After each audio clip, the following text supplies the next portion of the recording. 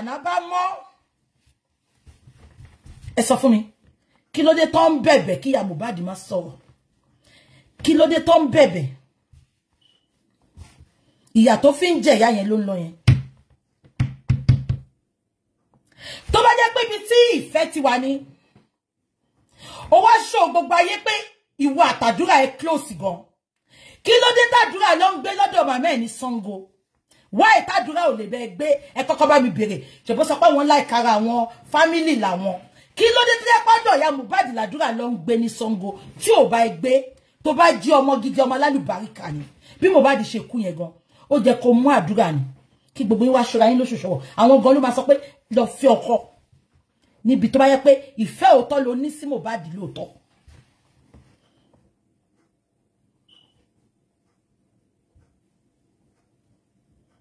abẹ́ gbọ́ mi àdúrà wá di ẹni tó ń gbé ní Sango ọmọ tó ti tọ́ Lẹ́kì wò ẹ má gbàgbé pé Kòròdú gbẹ̀rígbẹ̀ ló ń gbé tẹ́lẹ̀ ó wá Kòròdú wọn mú lọ sí Lẹ́kì ó ti ń jayé Lẹ́kì ó ti ń jayé foreign Lẹ́kì Mohbad wá kú kí ló mú Àṣànà tí ò mú àdúrà lọ síbi tó wà ilé 6 million tó lórí burúkú Asíbẹ́lá Ṣmúdà tó gbà fún ní Lẹ́kì kílé tí ò jẹ́ kán lọ bá gbé kò lè jẹ́ kán lọ bá gbé bẹ́ẹ̀ bàbá ọmọ wa ń tọ́pọ̀ ọ̀pù ẹ̀mẹ́ kó bò Lẹ́kì ìgbà tí Mohbad wà láyé kan ó ń dóbò mọ́ lára ó ń dókò mọ́ lára ká má wà sọ́gbà tí ó sì mọ́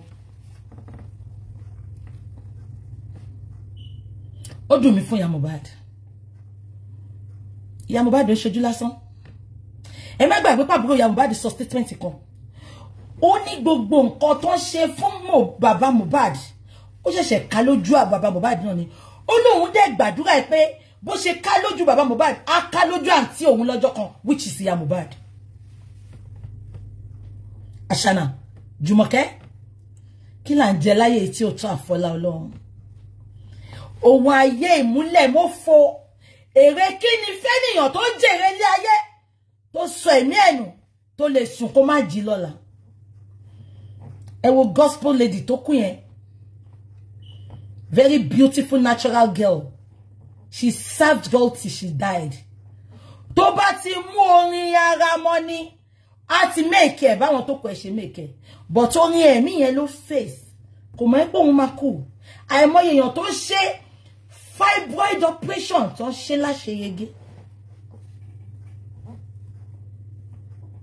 Ọlọ́run ò promise wa lọ́la ìtorí ẹ̀ ló ṣe ní ká ṣe eré kó gbà lè dá fún wa lẹ́yìn ọ̀la Àṣànà èrè kí ló máa dà fún ẹ tó fi gbogbo ọ̀rọ̀ Mohbad tó sọ di ọ̀rọ̀ tiẹ̀ tó ń pa àwọn abiyamọ lẹ́kúnjayé ó dẹ̀ rò bí pé ó máa survive tiẹ̀ ó rò bí tí ẹ máa bá ẹ kalẹ̀ kò lè bá ẹ kalẹ̀ èmi tí mo sọ bẹ́ẹ̀ ni wọ́n ní tó bá ń ṣe nǹkan burúkú tó máa ráyé ń gbàdúrà fún ẹ iṣẹ́ ọwọ́ ẹ ló máa ṣépè fún ẹ tó bá dẹ̀ ń ṣe dáadáa tó ń ṣépè fún ẹ iṣẹ́ ọwọ́ ẹ ló máa ṣàdúrà fún ẹ Àṣànà gbogbo iṣẹ́ ọwọ́ ẹ pátá a ṣépè fún ẹ ṣàdúrà fún ẹ.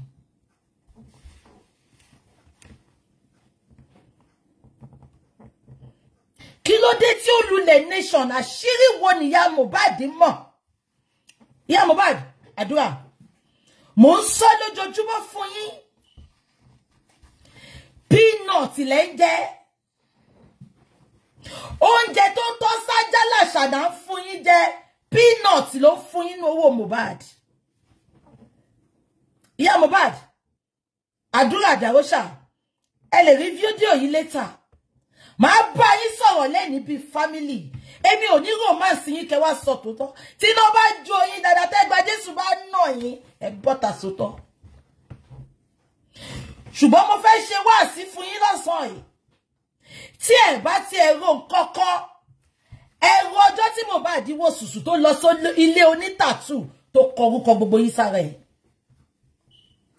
ẹ̀rọ ọjọ́ tí bàbá yìí ń kó gbogbo ẹ̀yin mẹ́tẹ̀ẹ̀ta kiri ẹ sọpọ́tì gbogbo àwọn tó wá justice kẹ wá justice fún Mohbad àdúrà ìyá Mohbad tí ẹ bá lè sọpọ́tì kọ́ sí ẹ̀yin gbọ́ ẹ rí mi sí tó ẹ gbàgbé owó tó fẹ́ pín ẹ wo bàbá Mohbad Ọlọ́run rí pé bàbá yẹn genuinely ló ń wá justice ẹ wo bí bàbá yẹn ṣe rí ọ̀rọ̀ ọmọ ẹ̀ ń dààmú ẹ̀ ṣùgbọ́n Ọlọ́run sọ pé òun á ṣàánú fẹ́ tó máa ṣàánú fún òun á ní compassion fẹ́ tó máa ní compassion fún Olúwa ń ṣàánú fún bàbá lọ́wọ́lọ́wọ́ ó lè má tí débi tó fẹ́ dé ṣùgbọ́n máa débẹ̀ eventually ẹ wo bàbá yẹn is glowing in the Lord àfi tá bá fẹ́ tanra wa jẹ because ó wà lórí òótọ́ ẹ wojọ́ tí Àṣàná ní ẹgbẹ́kẹ́ lọ́rọ̀ bàbá yẹn ní kí ló ń jẹ́ bẹ́ẹ̀ àìmọye àwọn èèyàn ló ti rán mi sí bàbá Mohbad pé ẹ jẹ́ ká lọ mú ẹ lálá kan fi wẹ́n tó pa á kú dànù èèyàn kan pè wá ń jọ́ kan mo ti gbàgbé ìlú yẹn ilẹ̀ Ìgbò ni wọ́n náà máa ń gbé nǹkan kan lọ sílẹ̀ Ìgbò almost 2 million lẹ́ni yẹn ní ká wá sọ́njọ́ náà ipò máa dárúkọ wọn sórí kíní yẹn mo ti gbàgbé orúkọ tó pè nílẹ̀ Ìgbò ni wọ́n dẹ̀ tó pa Mohbad within 7 days bàbá lóhun ò ṣe bàbá ní ẹ jẹ́ ká fìjà fọ́lọ́hun jà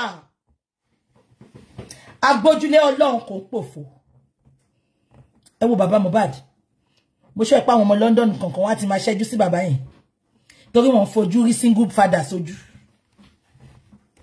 tó bá gbà wọ́n láyé wọ́n ti gbé bàbá Mohbad wá wọ́n ti fẹ́ do wọn pa àbẹ́ ẹ̀gbọ́n mi ẹ wo bàbá lórí bed king size extra king size bed wọn lánàá ìgbà tí Mohbad wà láyé gan bàbá yẹn ò look nice because Àṣàná ti pa kádàrá Mohbad ṣáìdá kò wọ́n ti bàbá ẹ̀ láti tọ́jú ẹ̀ ẹ wo bí bàbá yẹn ṣe look ẹ wo bí bàbá yẹn ṣe look bàbá tí ò lo skin plug Kàrímọ́ tó look beautiful bẹ́ẹ̀ yẹn ìgbà tí Mohbad wà láyé sẹ́ bàbá ò rí tọ́jú àbẹ̀ ti gbàgbé ni bàbá dàbí àwọn àgbẹ̀ Èkìtì àwọn tó máa ń ṣe àgbẹ̀ àwọn asíngbàlẹ́kìtì àbẹ̀ ti gbàgbé ni mo yìí rántí dáná bàbá jókòó sórí 3-seater gbogbo aṣọ 3-seater yẹn ti dúdú ẹ máa rò bí wọ́n ń sin adìyẹ pọ́tírì pálọ̀ bàbá dàbí pọ́tírì bí bàbá yẹn ṣe jókòó ní iṣẹ́ rántí ọkọ ẹsẹ̀ kan sórí ṣíà wọ́n wá ń làágùn àǹkárá yẹn ti ṣá mọ́ wọn lọ́rùn báyìí wọ́n wá mú aṣọ yẹn wọ́n ń làágùn báyìí ìgbà tó lọ ṣe first video ìbínú pọ́mọ yẹn ò tọ́jú ọmọ tó jìṣẹ́ jìyà lé lórí ó ní ẹ wọnú létí mò ń gbé odindi ọmọ celebrity bàbá yẹn ò ní passport ìyá Àṣàná dẹ̀ ti lọ sí lóyìnbó láìmọye ìgbà bàbá tó bí sáyé tó jìṣẹ́ lórí ẹ̀ kò ní passport agídí ni bàbá yẹn fi ń jẹ 3 square meal Mohbad wá joyè adára ń ta má dá nílé ẹ wá fẹ́ sọ fún mi pójú lásán ni àkàrà bàbá yẹn ti ṣá bí ọdún kan tó ti ń wọ́ bọ̀ ní sùtánà wọn ti pọ́n ṣùgbọ́n jọ́ tí máa kọ́kọ́ bá bàbá yẹn sọ̀rọ̀ wọ́n ní bàbá ẹ wò mí dáadáa ẹ kọ déètì mi sílẹ̀ ẹ tún sunkún mọ́ ẹkú tẹ́ sùn yìí ló máa jẹ́ kún gbẹ̀yìn tẹ́ máa sùn lórí ọ̀rọ̀ ilé ayé yín ó ní bàbá ṣàtẹ̀ tí mo pa máa débi tá dé ìgbà yẹn èmi ti wò pọ́n ti sin ọmọ ṣe mo pọ́n ti sin Mohbad gbà yẹn ṣe rántí pé okay nobody to support him àwọn èèyàn ń ṣépè fún I told him you can call him mo ní bàbá ó ti ṣẹlẹ̀ àṣà ní sọ pé tó ọmọ yín kú kẹ́ má jẹun mo níwọ̀n bá tí mo lágbára màá máa fún yín 100,000 títí dé ní owó bàbá yẹn ò dín rí before déètì tí mo pè gan ni máa ń fún wọn.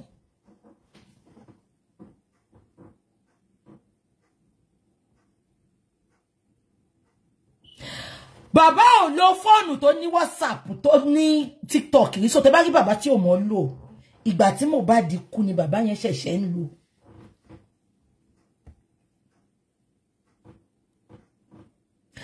Àṣàdá make sure pé Mohbad ò tọ́jú àwọn family ẹ̀ ìyá àti bàbá ẹ̀ lọ́jọ́ ayé ẹ̀ kò tún tọ́jú wọn gbà tó kú tán. tó bá gbé iṣu mi Àṣànà wò mí dáadáa tó bá gbé iṣu mi wàá pọ̀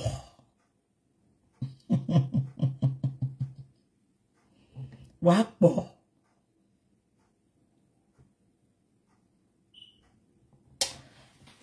ẹ̀mí mi ò tí tó lọ mo fẹ́ ní àfi tí ẹ̀mí mi bá lọ ṣùgbọ́n ẹni tó bá ní kí n kú àbí kí gbogbo àwọn olólùfẹ́ mi tó ń wá justice kú òun ló máa fi ṣe àtẹ̀gùn fi ṣe lógo gbogbo yín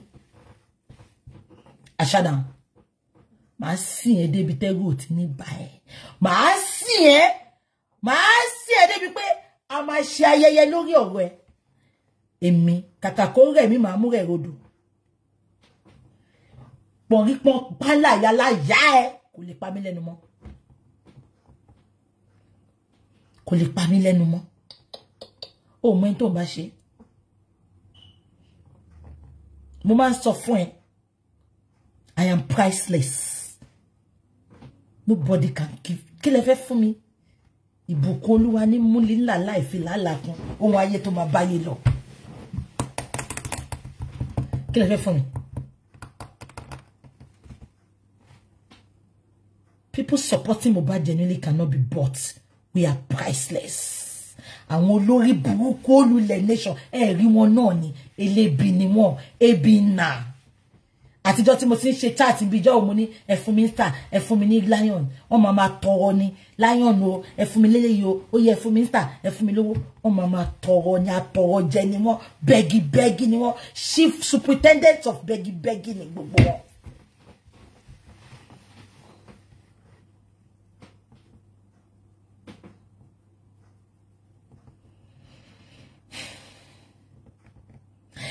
Ẹjọ́ ṣé ẹ̀bi ni Mohbad jẹ ṣá máa sọ pé Mohbad jẹ̀bi ìfẹ́ ni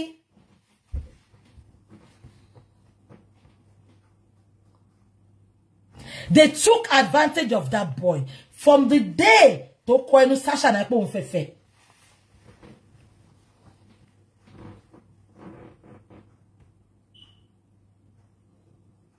he never loved that guy.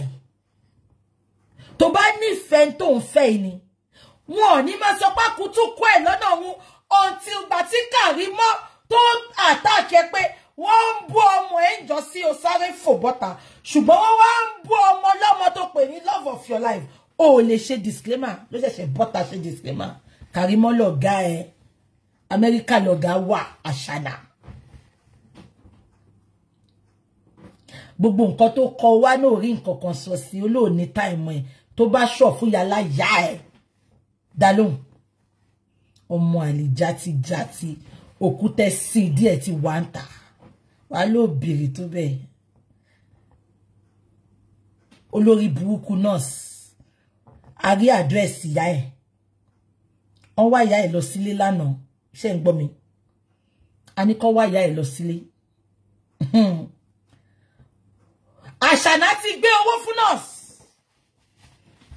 ẹ bá wọlé o gbogbo wọn ló ń padà bọ̀ ní quest lọ́ọ̀yà ń bọ̀ lọ́ọ̀yà tó wà bẹ́ẹ̀ ìgbà tí Mohbad kú lọ́ọ̀yà Mohbad àti Bella Shmurda wọ́n ti invite ẹ̀ driver tó drive mọ́tò níjọ́ tí Mohbad kú tó wà nínú mọ́tò táwọn spending wà yẹn wọ́n ti pè é padà kó máa bọ̀ wọ́n ti ní káṣànà máa padà bọ̀ Àṣànà tó sọ pé kó má padà wá tẹ́lẹ̀ wọ́n ti ní kó má padà bọ̀ Naira Marley ń bọ̀ Sam Larry ń bọ̀ a ṣẹ̀ṣẹ̀ bẹ̀rẹ̀ justice ni kàkà kó rẹ̀ yìí kẹ́ mú rẹ̀ rodò a ṣẹ̀ṣẹ̀ bẹ̀rẹ̀ ni gbogbo èyí tá à ń ṣe látijọ́ ẹ̀ preamble ni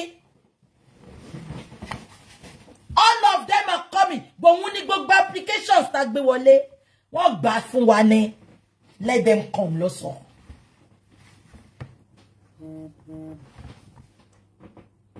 Every one of them is coming back to inquest because inquest láti máa establish nǹkan tó pa Mohbad àwa gbé lọ sí high court ló máa wá dájọ́ òkú fáṣànà bọ́lá òun bá ti wà tí ẹ̀mí ẹ̀ ń bẹ.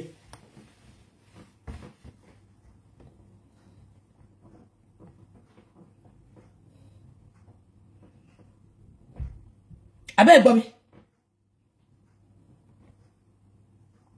náà kí mo fẹ́ fà lọ ṣé wọ́n pa sọ pé àwọn nurse ẹ mọ̀ bí tí ìyá ẹ̀ ti sọ pé ẹ wọnú lé mi ṣe rántí ìyá ẹ̀ dàbí akúṣẹ̀ tó ń ṣalẹ̀ jẹ tí òróró jẹun ní ṣe rántí ìgbà tó lọ sílé ìyá yẹn tó lọ ṣe interview ṣe rántí ó ní kó wo inú ilé òun bó ṣe rí ṣé gbogbo yín rántí ṣe wọ́n pé kò sí kankan nínú ilé yẹn wọ́n kúṣẹ̀ tán ni ìgbà tó bá fi délé ìyá ẹ̀ lánàá pé tá bá fa gbùrùgbùrù á fa gbó ẹ guess what wọ́n ní ìyá nọ́ọ̀sì kò dágbére kó tó kó kúrò ńbẹ̀ wọ́n náà ti kó kúrò wọ́n náà ti lọ gbalé ibo ló ti rówó gbalé nọ́ọ̀sì tí ò rówó ní wíìkì tán sọ pé Mohbad kú pé òun ló fún lábẹ́rẹ́ yẹn ṣé wọ́n ti arí ibi tí ìyá ẹ̀ ń gbé náà wọ́n ní wọn ò dágbére gan wọ́n ní ìyá nọ́ọ̀sì ò dágbére ládùúgbò kó tó kó lọ supplement tí nọ́ọ̀sì ń tànú shop it takes a lot of money láti equip shop yẹn kó kún tó yẹn ibo ló ti rówó ṣówó táṣàná fún ni ṣówó iṣẹ́ tó ṣe ni because mo rántí pé pàtó kọ́kọ́ arrest ẹ̀ nǹkan tó sọ ni pé àṣàná fẹ́ set òun up ẹ̀ rántí pé láti jọ ìyá àgbúrò nurse ẹ má wá gbàgbé pé bóyá àṣàná ti rí pé àwọn pálábá ti fẹ́ ṣẹ́gi àṣàná ó ní péjì kan lórí Instagram ó ti ń dragi nọ́ọ̀sì láti last week lórí péjì yẹn àṣàná ló ní péjì yẹn fake profile tó wà lọ́wọ́ àṣàná àti Iyabo Ojo aláyà gbígbẹ bí àyà àwo yíyan màá wá péjì yẹn síta mo ti gbàgbé ó wà nínú fóònù yìí péjì àṣàná kan wọ́n ti ń dragi nọ́ọ̀sì ń bẹ̀ sí ṣé nọ́ọ̀sì ti sọ fún pé tó bá fa gbùrùgbùrù á fa gbó ni ẹjọ́ ẹ bá mi sọ because wọ́n dragi nọ́ọ̀sì láti jọ yìí ó jọ gàté kò jọ gàté ó fẹ́ fẹsẹ̀ méjèèjì jọra wọn nọ́ọ̀sì tí ò rówó gbalé fún ìyá ẹ̀ àná lèèyàn kan lọ síbẹ̀ adídì ní kẹ́ni ẹ bá wa lọ wo bẹ̀ ni wọ́n lọ sílé yẹn gangan wọ́n ṣe fídíò fún mi ọdẹ adẹ ń gbọ́ tó ń béèrè lọ́wọ́ àwọn èèyàn wọ́n ló ti kó lọ wọ́n ní ìyá Fèyíyè wọ́n dá ọkọ̀ tó ń jẹ́ pápá gangan ó wà ní fóònù àwọn ló ti lọ wọ́n nígbà tó lọ gan wọn ò dágbére because à ń bí ẹni yẹn pé ẹjọ́ sà ibo lọ kó lọ ìtorí a ní pásù fún wọn ni wọ́n ní ká gbé nǹkan fún wọn láti ìlú òyìnbó ibo ló kó lọ wọ́n ní kò dágbére wọ́n náà sọkọ orúkọ ló kọ̀ kó lọ báwo lèèyàn ṣe máa gbé ládùúgbò bẹ́ẹ̀ yẹn tẹ wá kó kúrò tẹ́ ẹ̀ dágbére àṣànà ṣé wọ́n nìyẹn àṣànà ò ti sẹ́tù ẹ̀ kò mà sẹ́ńtọ́ wọn yóò ní sẹ́tù tán ìwọ tí díẹ̀ tí wà ń ta ìdí ẹ̀ ń wo bí fúnra ṣe ṣí síta ọ̀rọ̀ wa máa dàbí he who laugh best àwa la máa ya ayọ̀ ṣẹ́gun lórí àṣànà àtàwọn olùlẹ̀ nation. On one bẹ ya Mohbad ẹ má gbàgbé pé Karimo said and I quote ó ní tí ya Mohbad bá sọ̀rọ̀ ó láyé àṣànà máa bàjẹ́ ni ya Mohbad mo fẹ́ jẹ́ kẹ́ rántí lé ní pé you failed your son while he was growing up. You were not there for him as a mother. Ya Mohbad. Bàbá yẹn tún sáré. Ó try láti ṣiṣẹ́ fọ́mọ yẹn kó ṣiṣẹ́ sára ọmọ yẹn. Gbogbo nǹkan tó ní kẹ́ lọ mú wá nínú ilé pátá. Ẹ̀yin náà lè fẹ́ nara yín sọ pé fake ni nǹkan tẹ́ fún bàbá. Bóyá ká ní aṣọ tó ní kẹ́ mú wá ń gbà yẹn àti gbogbo nǹkan tó ní kẹ́ mú wá kó fi ṣiṣẹ́ fún Mohbad. Àtàṣànà láti tú wọn ká. Ká ní ẹ mú èyí tó jẹ́ òótọ́ wá ni. Ó ṣe kí Mohbad yìí wà lẹ́ni. Ya Mohbad, báwo lẹ ṣe ń sùn? Ya Mohbad, you will see for some time now I don't come for you. Because ìgbà tí mo ti analyze gbogbo nǹkan yẹn pé kò lè wọn abiyamọ náà kò sí bó ṣe lè like jẹkújẹ tó kan pa ọmọ ẹ̀ kínú ẹ̀ dẹ̀ dùn sí. Wọn ò bá wọn fọwọ́ lásán mú.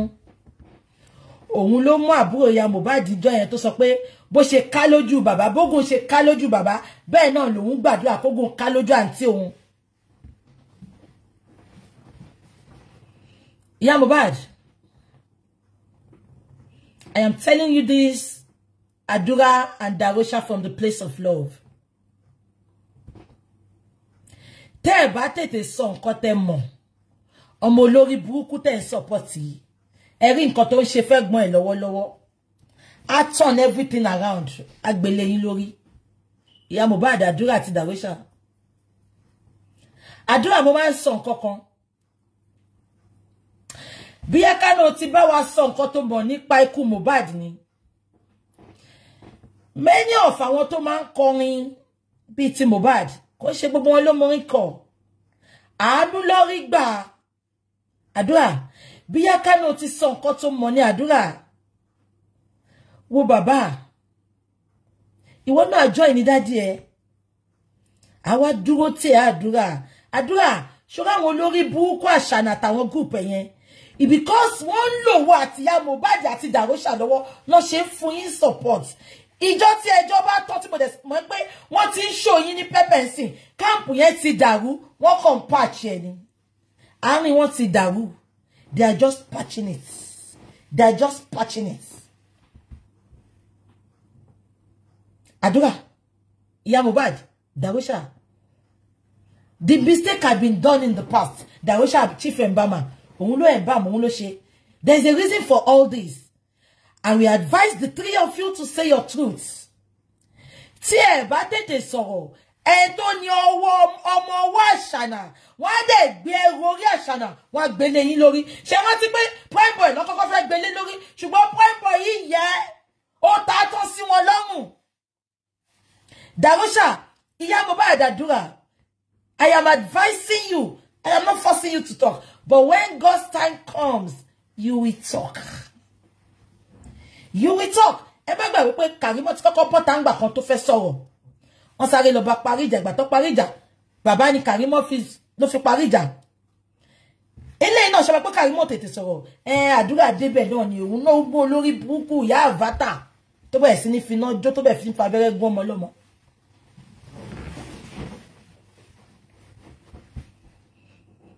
I'm not going to beg anybody. Because ibi ta ṣiṣẹ́ dé náà, Ọlọ́run ni kò ń ṣe yàn. Aláwo kọ́ o, Ọlọ́run mi ni. Oníṣègùn kọ́ o, Ẹlẹ́dàá mi ni. Ènìyàn kọ́ o, Ọlọ́run mi ni.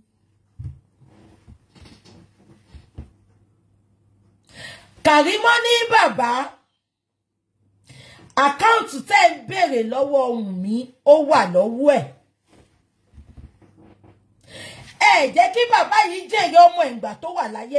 Àṣànà ṣó gbàdúrà kó má jẹ́ níbi ó ti ẹ̀ ṣe nǹkan kan náà. Karimo sọ pé ó ṣiṣẹ́ rí lọ́jọ́ ayé ẹ̀.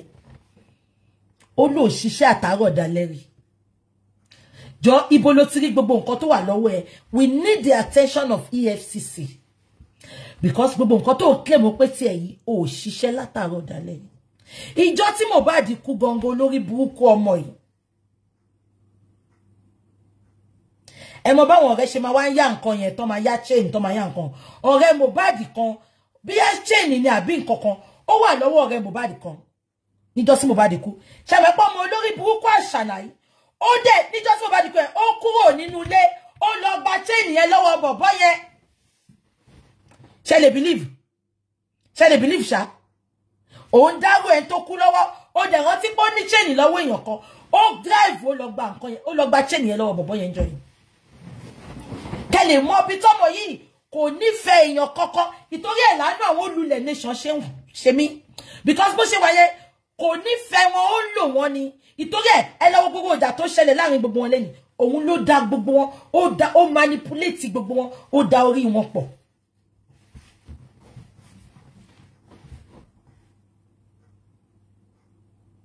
Kò nífẹ̀ẹ́ Mohbad rárá. Wọ́n léyàn kú. Ṣé rí pé very dark man ò parọ́. Ó ní Iyabo àtàwọn kan lọ́jọ́ wọ̀nù gist lover. Karimo confirm pé òun rí gist lover, òun bá sọ̀rọ̀. Àwa náà sọ báwo lọ́pọ̀ èèyàn ṣe máa kú tó jẹ́ pé blogger ló lọ bá. Oh, tu wá lọ bá blogger tó máa fòótọ́ sí. Ó lọ bá olórí burúkú blogger wáyé má ṣe re tó ti lulẹ̀. Chief superintendent of olulẹ̀ lòun tiẹ̀. Yes. Ó drive every lọ́wọ́ tó wà nílé ńjẹ́. Ó drive ó dẹ̀ lọ gba chain yẹn lọ́wọ́ bọ̀bọ́ yẹn.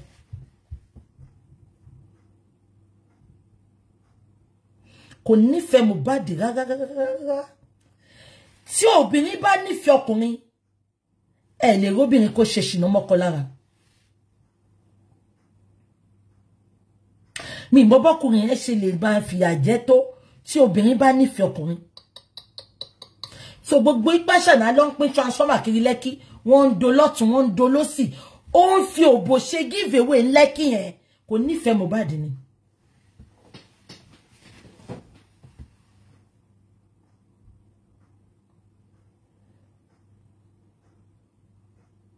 Kò nífẹ̀ẹ́ Mohbad ni. Ẹ dẹ̀ má gbàgbé pé Karimo ti sọ́rí. Ó ní gbogbo ìgbà tí gbogbo ayé mourn. Ó lọ́mọ yìí ò mourn one day, which I know. Mi wo ṣe fún rí. Lẹ́yìn ìgbà tí bàbá sọ pé gbogbo wọn mọ̀ nípa ikú Mohbad yẹn, mi wo ṣe fún. Ẹ mọ̀ kẹ́tì ẹ̀ sọ wọ́n gbà mí kẹ́tì ẹ̀ wo ṣe fún pé ọmọ yìí. Everything, all my thoughts about ìkórìíra ni. Mo máa rí bí ìgbẹ́. Mo máa rí bí nǹkan àìkórìíra. Nǹkan tó lọ ń kórìíra. Mi ní iota of compassion fún.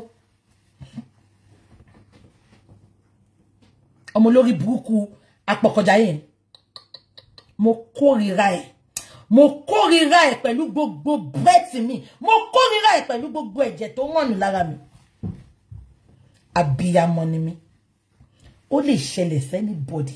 Kò sẹ́ni tó gbàdúrà kọ́mọ òun ṣiṣẹ́ kí obìnrin àjèjì kó wá wọlé kó kẹ̀yìn ẹ̀ sáwọn èèyàn ẹ̀, kó kẹ̀yìn ẹ̀ sí bàbá ẹ̀, kó má jẹ́ kó tọ́jú ẹbí kankan. Ẹ bá mi bèrè lọ́wọ́ ẹ̀, how does she sleep at night?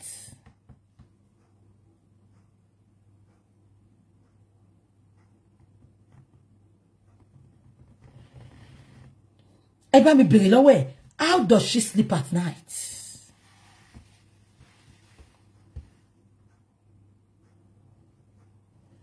Ó wá jọ yín lójú pé ìyá Karimo ń ṣe Karimo yamayama. Alátẹnujẹ, tẹ́ bá ti róbìnrin tó láìkì owó jọ ẹlẹ́dàá ẹ̀ lọ, ẹ sá fún. Ìjọ tí ò bá sówó mọ́ obìnrin yẹn máa pa ọkọ jayé ni. Òun ló ṣẹlẹ̀ sí Mohbad báyìí.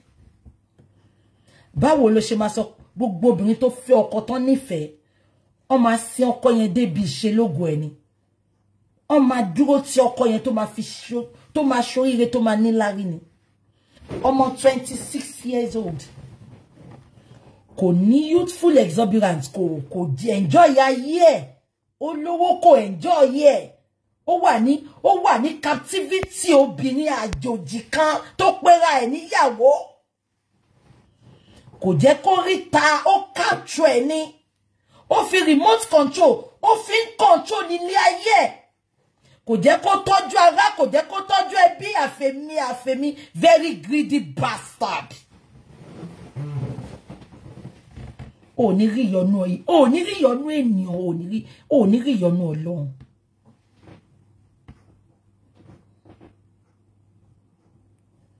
Tó bá momi apá ẹ lórí gbogbo nǹkan t'Ọlọ́run dá ní dáradára, ó máa lòdì sí ìṣẹ̀dá ẹ ní Wunmi.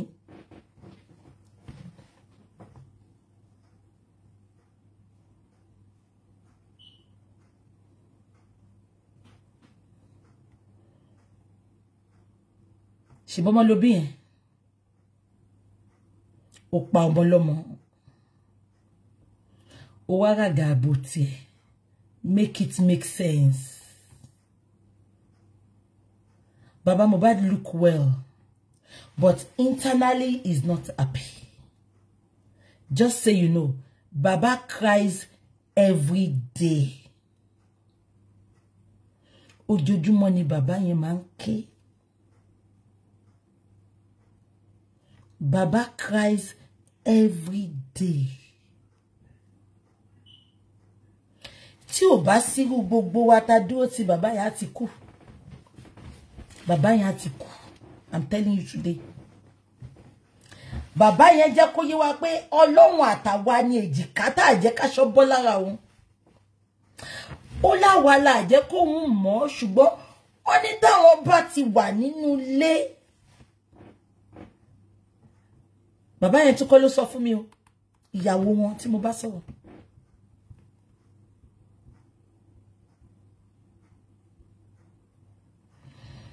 Tí bàbá ẹ bá jẹ́ olójú kòkòrò táwọn olórí burúkú olùlẹ̀ nation ń pè ní. Àṣànà ò ní rí oògùn burúkú ṣe sí Mohbad. Ẹ mọ̀ ni. Bàbá ìyá ti dé nǹkan ẹ̀ mọ́lẹ̀. Oògùn oníran. Bó bàbá yìí fílẹ̀ pé nǹkan tọ́mọ bá fún mi ní. Mo ò ní ṣojú kòkòrò. Nǹkan tí bàbá oníbàbá ò jẹ́ olórí burúkú Àṣànà ó bẹ̀rẹ̀ sí ní sẹ́ẹ̀lì bàbá ẹ̀ out. Ó lè ní. Ó fẹ́ jogún ni. Ṣógùn ìyá láyà ẹ̀ ni. Ṣé ìyá ẹ̀ ló ṣiṣẹ́ ẹ̀ ni mò ń béèrè ni. Ṣógùn pọ̀nrí ìyá láyà bàbá lákú bàbá ẹ̀ ni.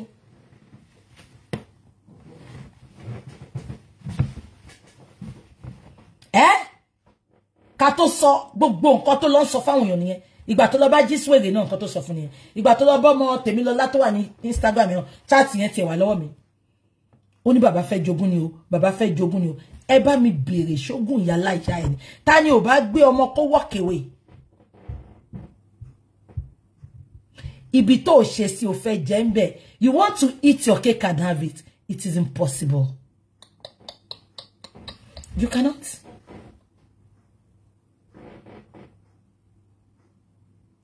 No, she's not innocent.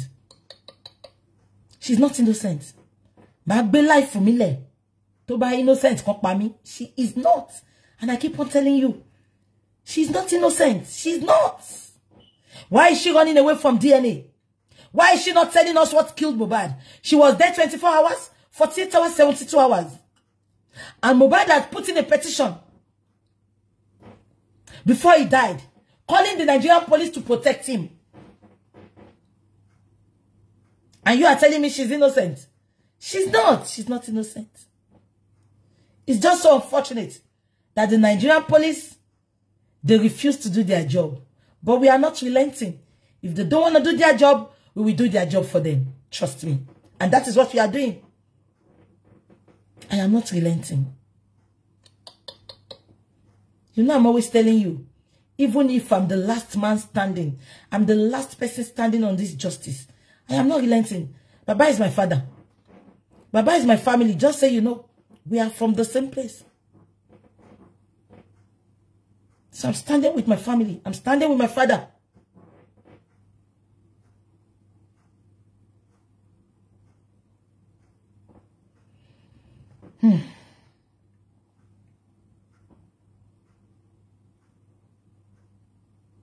It is sad. Look at the way and manner the Olule nation, they are covering a lot of things. Anything, they will quickly go and be begging. Why should I beg? Why will I beg somebody not to talk? If Ashana has no skeleton in her cupboard, why is she sending Olori Bukky Iyabo to go and beg Iyabo Mohbad? Why are they begging? Why? She says she's innocent. So be it. Why is she begging Mohbad's mother not to talk? Mohbad's mother not to tell the world what she knows? Why are they begging? Why are Olule nation? Why are they begging? Why Toshe si regule Iyabo Mohbad lórí Iyabo Mohbad ṣe rántí ìgbà tí ó sin kankan àwọn làwọn wà ńbẹ̀ ṣe lórí burúkú ni ni kéèyàn mọ kú tó pa ọmọ ẹ̀ kó dákẹ́. Even if Iyabo Mohbad refused to talk and Adura refused to talk, I can tell you one thing for sure tonight. Abiko Iyabo Mohbad and Adura, they will live with guilt for the rest of their lives. I can assure you that. Guilt yẹn ló máa pa wọ́n. Guilt yẹn ló máa pa wọ́n. Abiko tí mo sọ yẹn, if they choose not to talk, I beg you, if they choose not to talk, I can assure you all, they will live with that guilt for the rest of your life. Ìyá tí Àṣànà ò fún lóúnjẹ láti joy. Ìyá tí ò mọ bó ṣe ń jẹ bó ṣe mu. Ẹ wá rí pé ó fẹ́ sọ̀rọ̀, ẹ wá ń dáwó fún. Iyabo Mohbad, gba owó wọn kó tún sọ̀rọ̀ tó bá ready láti sọ̀rọ̀. Iyabo Mohbad, Gba owó wọn àwọn olórí burúkú. Why are you giving that money not to talk? Make it make sense. Iyabo Mohbad, gba owó wọn. Iyabo Mohbad, gba owó wọn.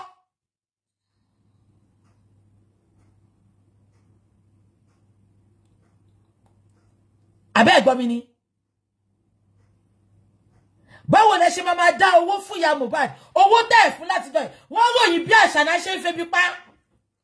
And let me tell you, number one thing they wanted Iyabo Mohbad to come and do, which Iyabo Mohbad refused to come and do.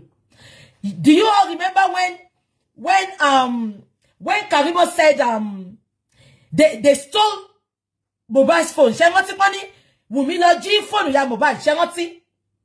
Ṣé gbogbo yín rántí? Tó sọ pé Àṣànà lọ jí phone Iyabo Mohbad. Ṣé rántí? Now, wọ́n wá lọ pé Iyabo Mohbad. Wọ́n ní kó bọ́ta kó lọ disclaim kó sọ pé Àṣànà wá jí phone. Ibẹ̀ ni wàhálà tẹ̀ ti ṣẹlẹ̀ tẹ́lẹ̀ náà. Ibẹ̀ ni ìyá yẹn ti kọ́kọ́ ní láyé òun ò ní bọ́ta sọ bẹ́ẹ̀. Wọ́n bẹ́ ìgbà tí yẹn ò dáhùn lọ́tún wá lọ parọ́ pé Mohbad gbébọn ó fẹ́ pàyà àgbà láti fi ṣòwò. Ìyẹn ló wá trigger gbogbo ìbínú Iyabo Mohbad. Wọ́n ní kí Iyabo Mohbad kó lọ disclaim nǹkan tí Karimo sọ. Abẹ́ gbọ́ mi. Ipe kó sọ pé Àṣànà wá jí fóònù o, Àṣànà wá sílé òun o.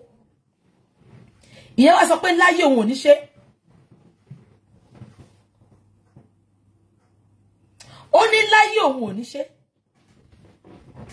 Ẹ dẹ̀ mọ̀ nǹkan tó ṣẹlẹ̀. Why are people so wicked? Why are people's hearts very dark? Just because you've been bribed, just because you've been given money to come out and mislead people regarding Mohbad's demise.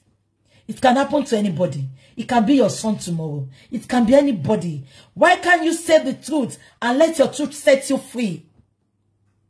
Why are they running helter-skelter? Why are they running from pillar to post just to cover what God is not covering?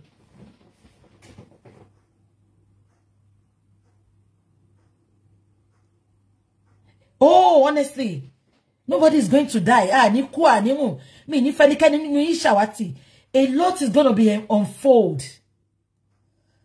Emma konju ni. When konju le ni ki baba Mohbad lọ súnmọ́ ya Mohbad. For what? For what? When you force it, it's not going to happen. Just leave it. Leave it. Ẹni tó ń bẹ Ọlọ́run ò kí ń bẹ ènìyàn. If Iyabo Mohbad wants to talk, she knows where to go and talk. I am telling you that from the place of truth tonight. If Iyabo Mohbad is ready to talk, she knows where to go within the family to go and talk. Because I got some phone calls yesterday and I related your message to the necessary people. And they said, if Iyabo Mohbad is ready to talk, she knows where to go and talk. Am I communicating? So Baba does not need to meet Iyabo Mohbad, please. The man has had enough. Whenever we get justice, emi go gbàdúrà kí family dàrú. Bí bàbá Mohbad àbí Iyabo Mohbad bá ti fẹ́ra wọn mọ́. Wọ́n yìí ro àwọn ọmọ tó pa wọ́n pọ̀. They are still going to be family. A lè ṣe family fún wọn. We can only support them. But right now, please don't force things. And remember I told you all, mo ní Karimo yìí ń gbé Iyabo Mohbad bọ̀. Ṣé ń gbọ́? Nǹkan tí mo dẹ̀ sọ, ó wá ṣe. It is not for Karimo to tell us what Iyabo Mohbad is going through. Iyabo Mohbad, ẹ lè feel pé when you come out and talk, we are going to castigate you. Fine, that is normal, Iyabo Mohbad. But àwa tá fọwọ́ ọ̀tún bá yín wí náà la máa fòsì fà yín mọ́ra Iyabo Mohbad. Iyabo Mohbad, àwọn òṣèlórí burúkú èèyàn bí báyìí. We put ourselves in people's shoes, Iyabo Mohbad. Adura, Darosha, I'm telling you this from the place of truth this evening. Iya Mohbad, I'm a binu. Teba pada wabe abi teba soro. Àwọn tó máa sọ̀rọ̀ á sọ̀rọ̀ Iya Mohbad. But èmi jẹ́ nìkan, I will stand by you.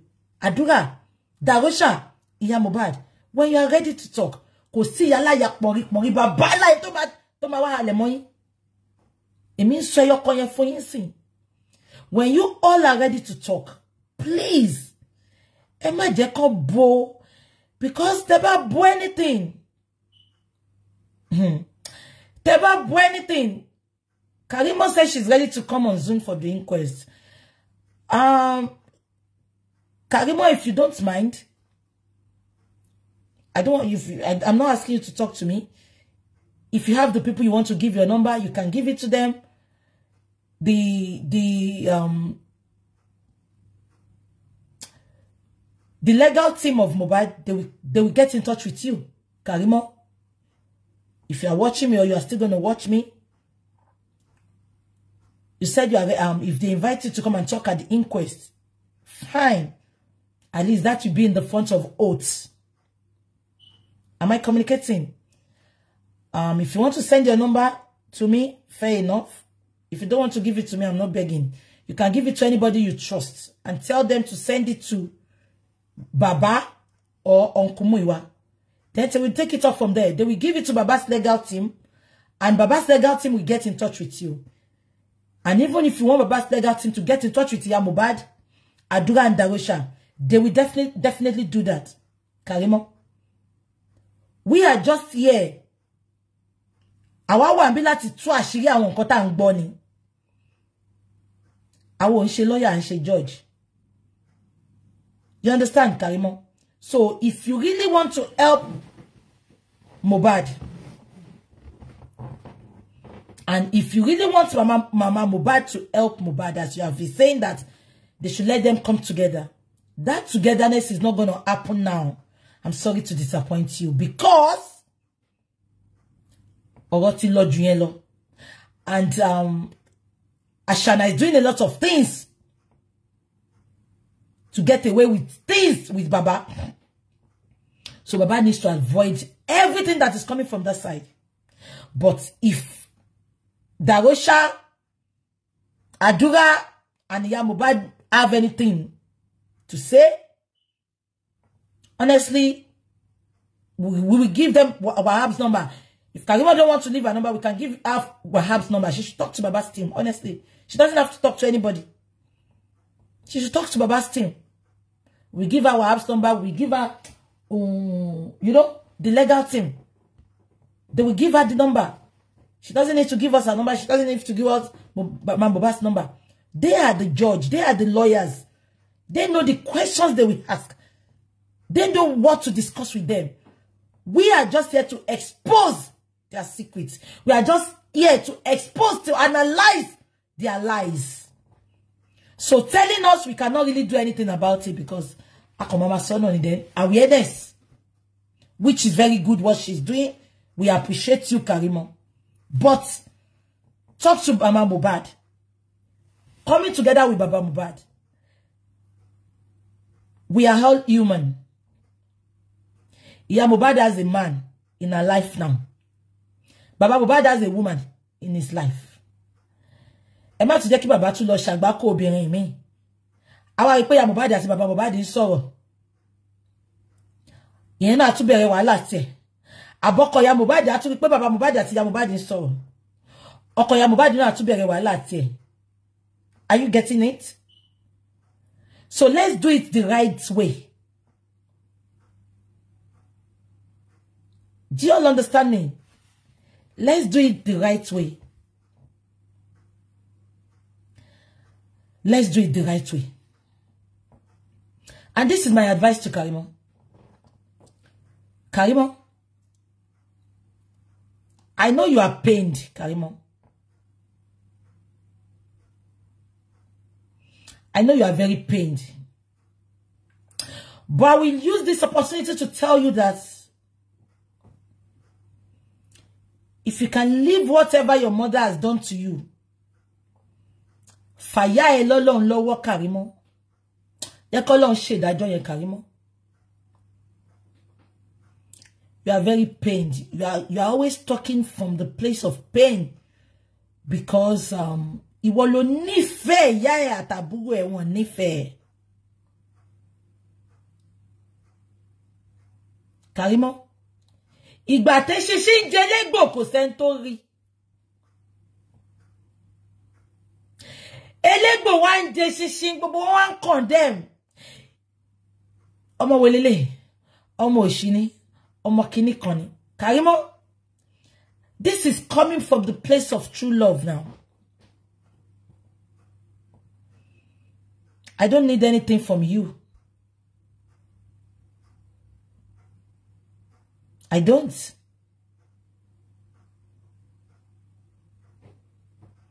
She can pour everything about Wunmi. Let her leave her mother.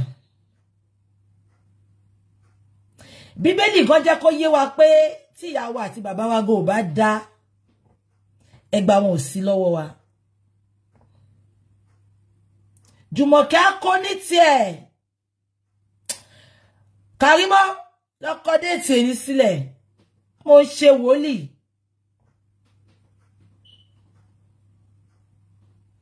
Jùmọ̀kẹ́ á pẹ́ láyé ṣùgbọ́n ojú àárí bí Karimo. Face Ashana. Fìyà ilẹ̀. The deed has been done. Do you know why I'm telling you this? Some people told you yesterday, pé kó bá ìwé tó ṣe fún ìyá yẹn jẹ́. And you said one thing. You said, and I quote, you said, mi lè bá ìwé yẹn jẹ́.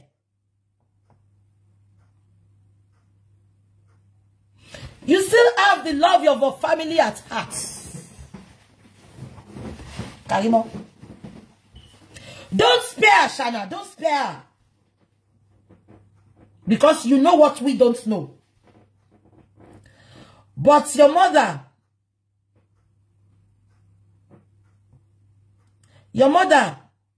spare her, please.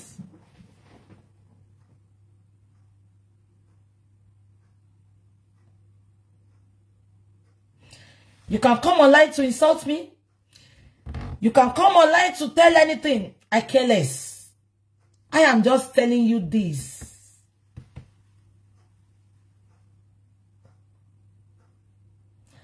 I know your mother caused all this hatred between you and your sister and everybody. But leave it for God. And to my community. She will not go scot-free. Yeah. Olórí burúkú ya yẹn. Jùmọ̀kẹ́. Ajigushi daket. Aji trainers. I've said my own. If you still want to go on, fair enough. But I will not support you rubbishing her. Because many people don't know what they've done to you. We are not there. We don't know. But coming out to rubbish her. Láti fojú ẹ̀ ráre. Ẹ̀ṣẹ̀ tún ló jẹ́ fún wọn, Karimo. I'm telling you from the place of truth now. You can go and ask your pastor.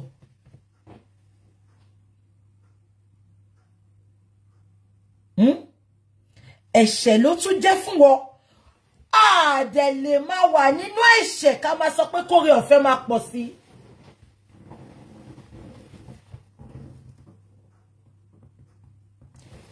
Deal with Ashana. Give her back to back. Gbogbo ito sọ pé I don't care yẹn. She's scared. She cares. She's crying. Ó ń sun ẹ̀jẹ̀ nínú ilé. Kò ní sinmi.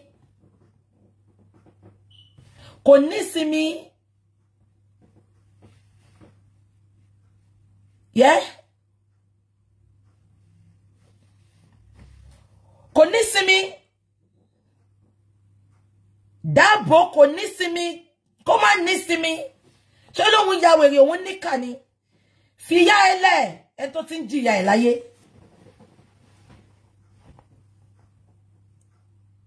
Jùmọ̀kẹ́ ti ń jìyà mọ̀ ni. Jùmọ̀kẹ́ ti ń jìyà. Wà Ṣànà. Tọ́lẹ̀ mọ̀ pé òun ló tọ́ Ṣànà, òun ló kú tọ́ Ṣànà lẹ́nu. Ibi tí Karimo sọ̀rọ̀ dé yẹn ó ti tó. Mi ní tó bá yẹ pé Jùmọ̀kẹ́ ló pa kó má sọ o. O lè sọ anything nípa Iku Mohbad o lè sọ tó bá mọ̀ npa. But gbogbo story màmá ẹ̀ yẹn, sórí gbogbo àwọn tó ń wò wá ẹ̀ náà. Ìyá mi inú wọn ṣe jù yẹn lọ. But they are not coming out to drag their mother. Imi gan ó máa mọ ya block ìyá yẹn kò ní bá sọ̀rọ̀ mọ́. Because olórí burúkú làwọn tó wà lórí internet. Everything you are talking about your mother, many of them are ìwọ ló mama boo because wọ́n ní rí nǹkan tí ìyá yẹn ṣe because wọ́n ti fi pé ìyá làwọn yẹn wọ́n ti fi jù wá lọ. Fi gba esi ọwọ́ Ọlọ́run. Ìwọ fi gba esi ọwọ́ Ọlọ́run. Kó wá wo nǹkan tó lọ máa ṣe nínú ayé ẹ̀. Tí ò bá wá bẹ́ẹ̀ pè mí ní olórí ọmọ àlè. Èmi ò ṣe wo ni o, ṣùgbọ́n kò sọ̀rọ̀ tí mo ti sọ lórí ìkànnì yìí tí ò wá sí múṣẹ. Tí yẹ̀yin ò bá pè ẹ́ pé ìjọ dáríjì mi, tí ò bá pè àwọn èèyàn, tí ò bá pè ọkọ ẹ̀ kó bóhun bẹ́ẹ̀ sọ pé ìyá mi kan ló bí mi.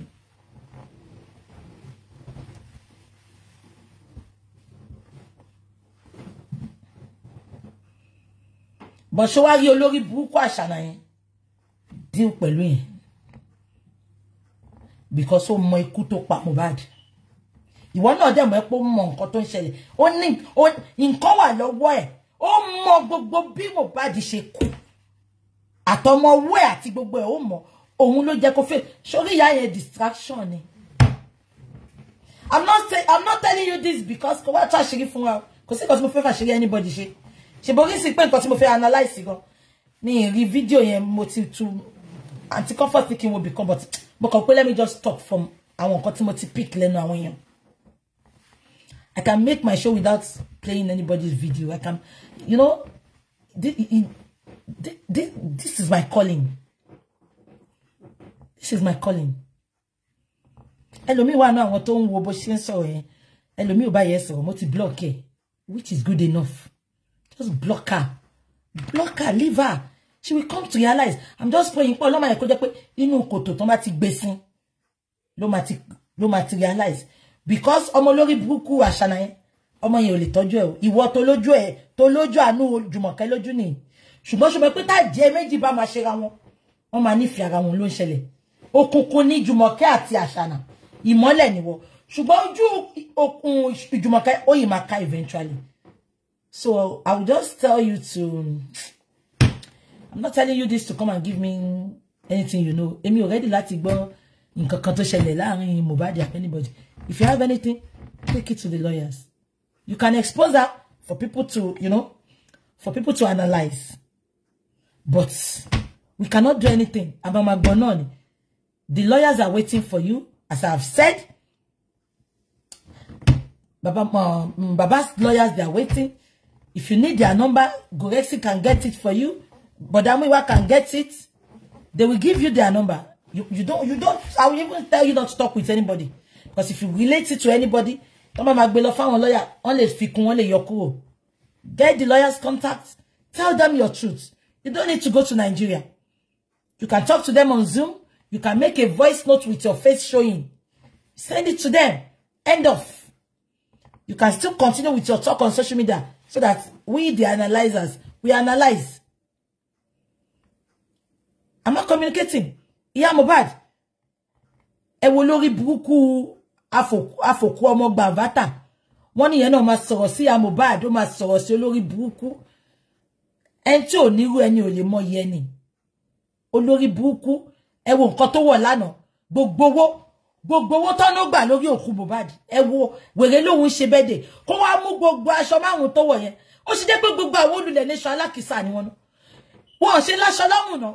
Ẹ wo àfòkù ọmọ gbavata. Ẹ wo gbogbo aṣọ tó fi ya fọ́tò. Gbogbo kọ́lọ̀ aṣọ yẹn. Olórí burúkú. Ó láhun títí kò tún lè gba makeup artist tó máa gba 10,000, 5,000. Kó tiẹ̀ makeup ojú ẹ̀. Olórí burúkú tó bá ṣe ń tọ́lí stick amúni stick akùn sójú. Ó dàbí Mọ́ládùn kẹ́kẹ́lẹ̀ wù. Bọ́pọ̀ mẹ́ta àbọ̀ 3 quarter ló fi rán wọn skirt and blouse. Ìró àti skirt yẹn. Gbogbo ẹ̀ wá há mọ́ lára gágágá. Ẹ wo bó ṣe rí. Ó dàbí mọ́ńkélé. Ẹ wo bó ṣe rí. Gbogbo owó tó gbà kó má lè san 1,200 makeup artist nígbẹ̀rígbẹ̀ ibi tó ń gbé olóṣì àṣeyẹ aláyé bàjẹ́ olóhun ṣe báyìí ó rí bó ṣe rubbish yẹ àṣànà òkè happy birthday ìgbà táwọn èèyàn wá fi bú àṣànà wà náà kí ẹni 3 minutes to 12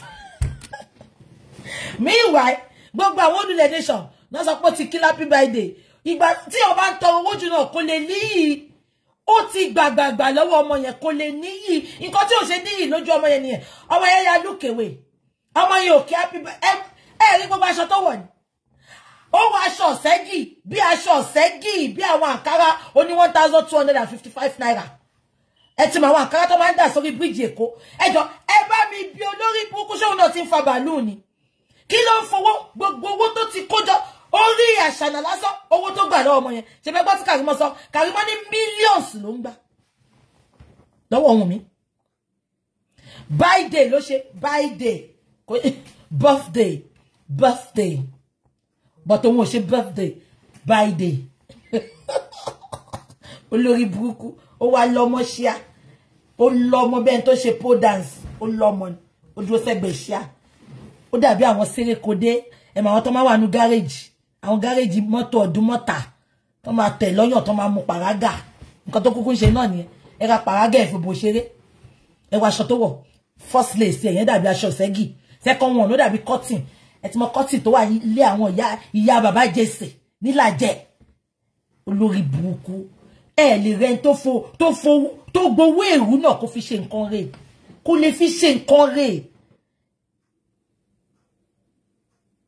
ògbénú ìṣẹ́pà tán la olórí burúkú ẹ wáṣọ ẹ gbogbo èèyàn ló lúkọ ẹ ṣé dandan ni ó lè lọ gbé picture gan kó fi ṣe happy birthday ó wọṣọ oríṣi mẹ́rin Wùnmí àgbà àṣànà àgbà pé mo múra gan ìyá Mohbad àgbà olórí burúkú ó wá ṣángèlè mórí òun ló make up fúnra rẹ̀ kó má lè san 1,500 owó make up artist ládùúgbò ẹ̀ gbogbo aṣọ tó wọ̀ ló kun lipstick ẹ̀ sójú ètò kùn sẹ́nu ló kùn sójú ó dàbí mọ́ńkèlè àwọn olóṣì ní ìrìyàn gidi ohun rere kan tí Sódómù àti Gòmórà olùlẹ̀ nation jáde àwọn olórí burúkú àwọn bí àjọ obìnrin àwọn wèrè ṣé àpò yẹn ó ta ló mọ poemu Humpty Dumpty sat on the wall ẹ mọ borí Humpty Dumpty ṣe rí bẹ́ẹ̀ lórí àpò ṣe rí olórí burúkú ó dàbí ọkùnrin ó dàbí obìnrin tó ṣèǹjì ó dàbí ọkùnrin tó ṣèǹjì sóbìnrin ẹ wá àpò bó ṣe rí kò ní feminine body kankan ẹ mọ kọkùnrin ṣèǹjì sóbìnrin orí kàkà báwo lọkọ ẹ ṣe ń gbádùn ẹ ọkùnrin méjì ló máa dàbọ̀ ń bára wọn sùn orí kàkà ó dàbí gbọ̀ngbọ̀ngbọ̀ tí gbọ̀ olóṣì ẹ wọ́n bí gbogbo ṣe rí àwọn alákìísà àwọn tálákà mania àwọn olóṣì tí Wùnmí ò bá ti bọ́ wọn tí jẹun àwọn olóòórùn ẹ wọ́n bọ́ ṣe rí àwọn pàṣíwọ̀ bọ̀wọ̀bọ̀ wọ́n dàbí ẹni àkàrà wọ́n dàbí kàtàkọ́ káfíkan ra kan ọyọ àgbésí ayé wọn Wùnmí wọn wọṣọ gidi wọn láṣọ gidi lórí ìkan wọn ní nǹkan kan ìpapọ̀ wọn wèrè ni wọ́n játijàti jálajàla látòrí olórí burúkú failed promoter failed actress bó ṣe rí àwọn ṣẹpẹtẹ́rì ẹwọ́n bó ṣe rí wọ́n look disgusted ẹ tẹ̀lé rí kankan náà kẹ́ni wow ṣé lè yí olórí burúkú tó máa mú àmọ̀ tó bá fi kojú tó máa lóhun kú powder ọ̀rẹ́ daft ẹwọ́n bí yẹn ṣe rí a máa rẹ́rìn kéèyàn máa rẹ́rìn kẹ́ máa wò bí ipò sunkún no ẹ bá mi pick point kọ́kọ́ nu wọn ẹ bá mi mú kan jáde nu wọn tó ṣoríire tó lálùbáríkà játijàti ẹ rí pé mo ti rórúkọ yẹn kí n tó fún wọn olùlẹ̀ nation. My name is Aki Anabi. I'm a video director and TV producer of Akomolowe on African Magic. Keep watching Drivetv.